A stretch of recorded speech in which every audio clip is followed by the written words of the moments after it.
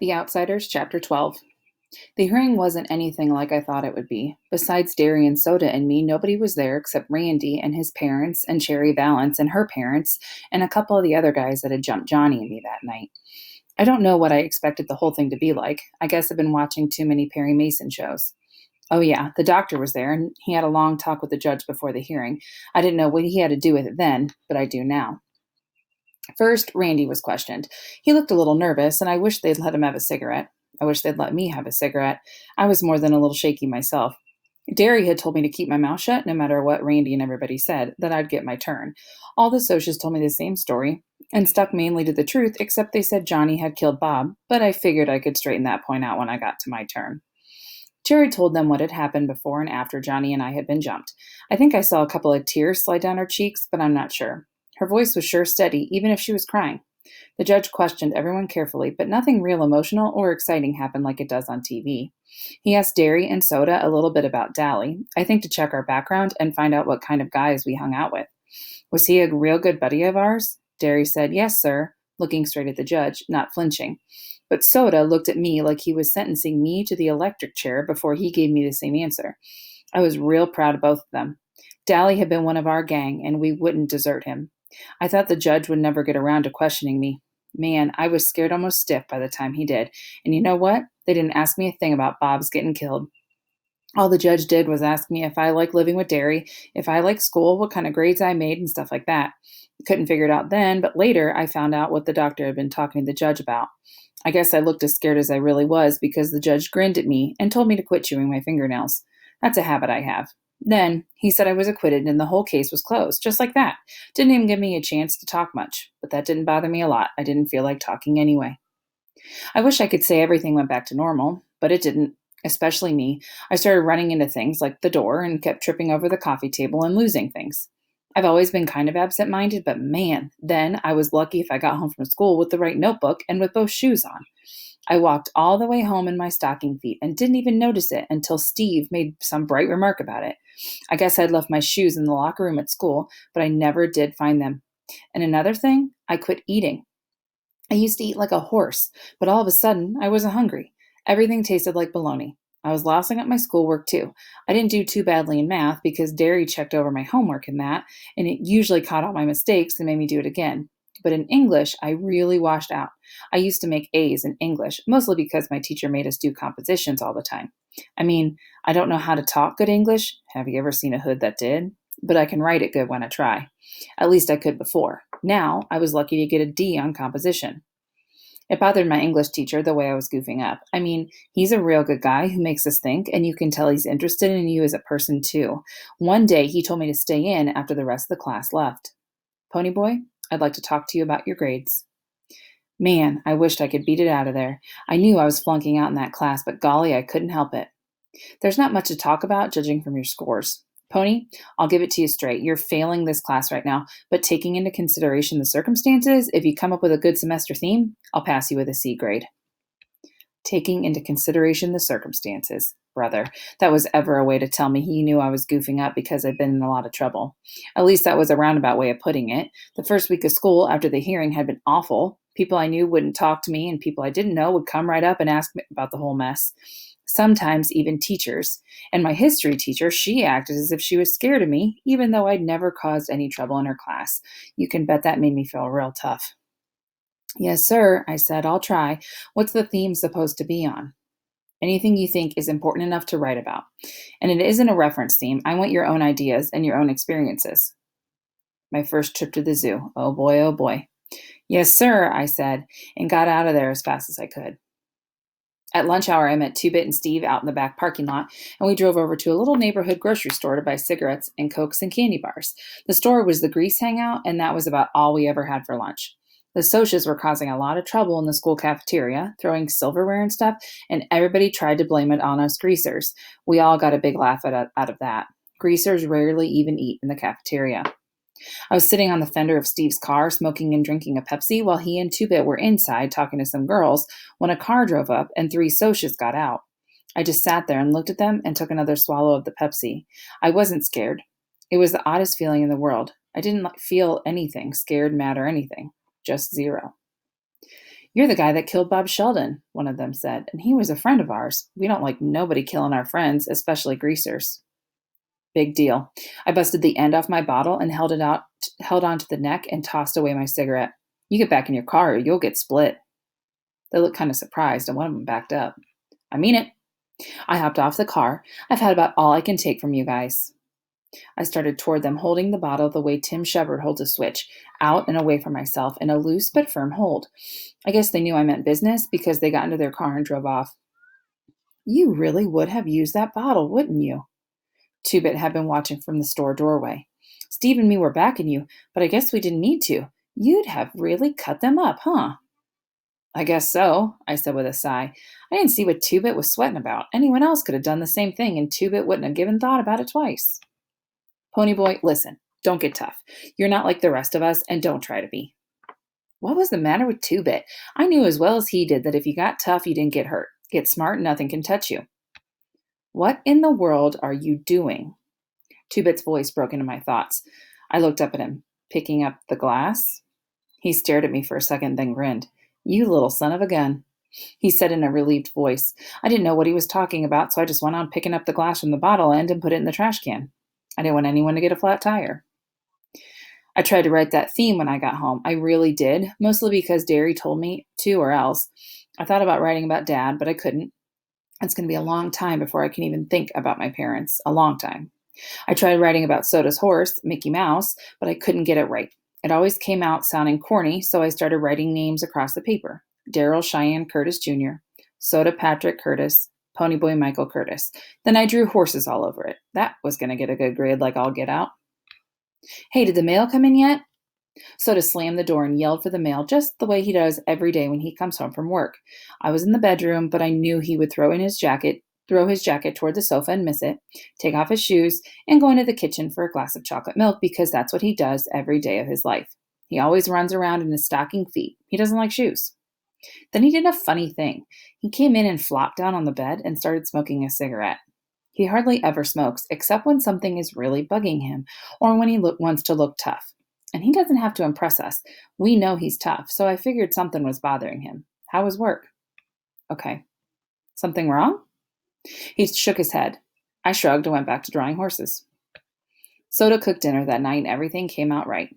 And that was unusual because he's always trying something different. One time we had green pancakes. Green. I can tell you one thing, if you've got a brother like Soda Pop, you're never bored. All through supper, Soda was quiet and he didn't eat much. That was really unusual. Most of the time, you can't shut him up or fill him up. Derry didn't seem to notice, so I didn't say anything. Then, after supper, me and Derry got into a fuss about the fourth one we'd had that week.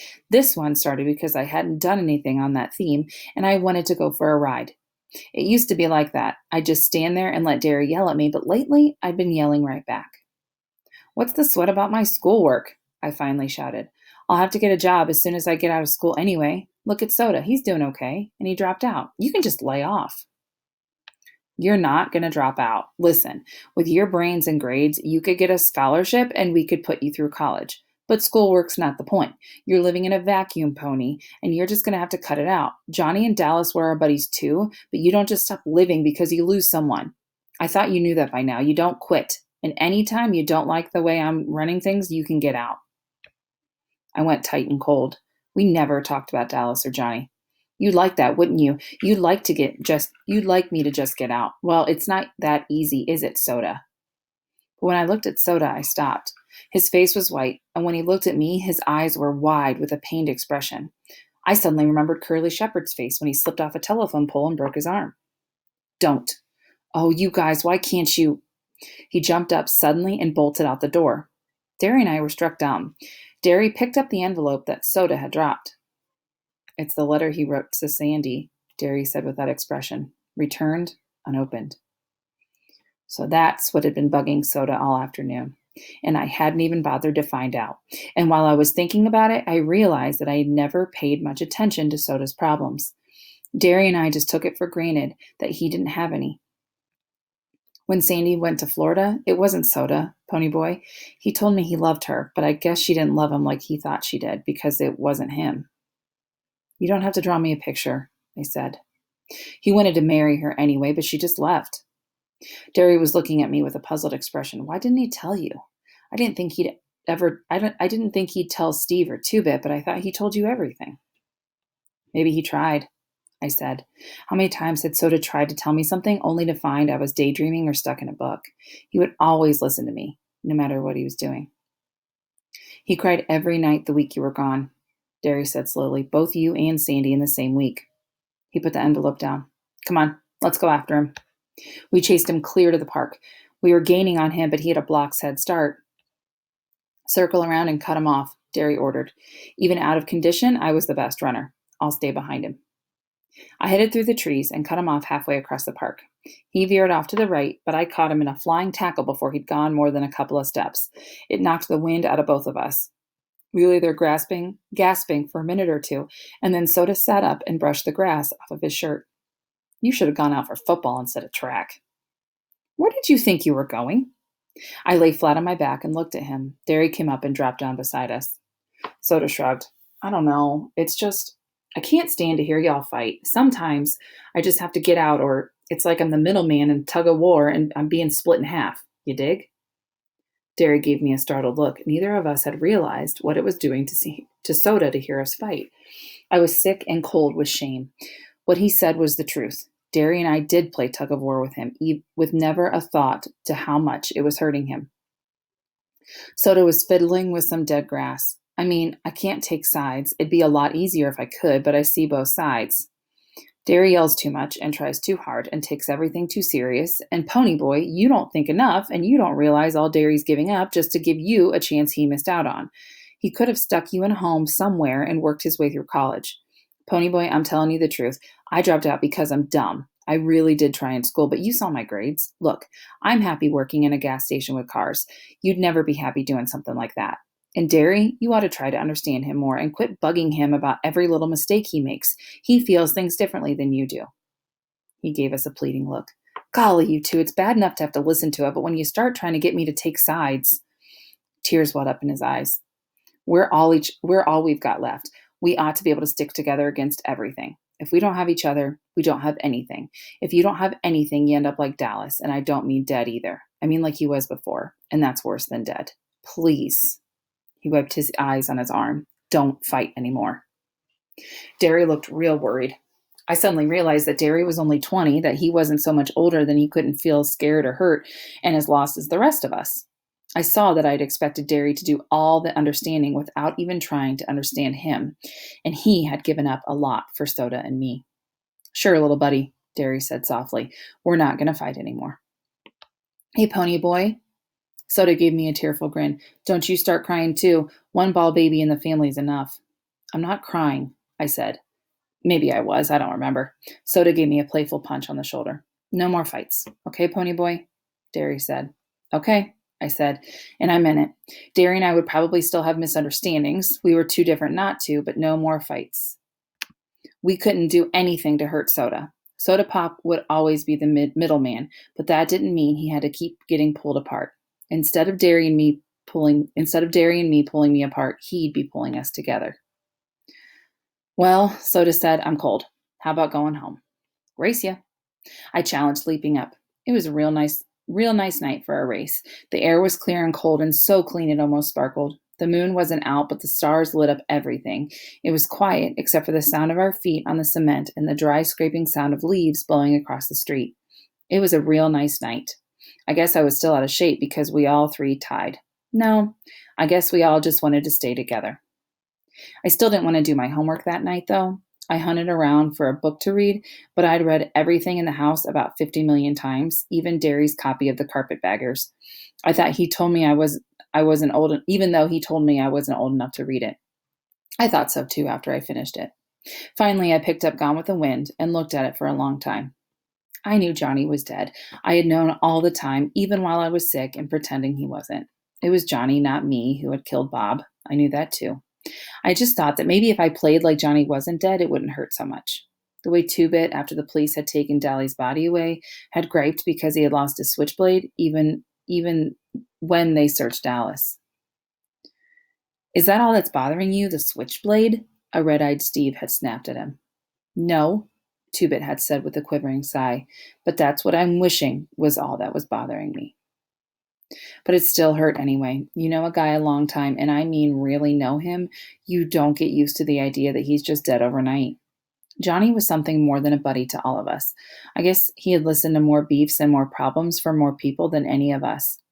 A guy that'll really listen to you, listen and care about what you're saying is something rare. And I couldn't forget him telling me that he hadn't done enough, hadn't been out of our neighborhood all his life, and then it was too late. I took a deep breath and opened the book. A slip of paper fell out on the floor, and I picked it up.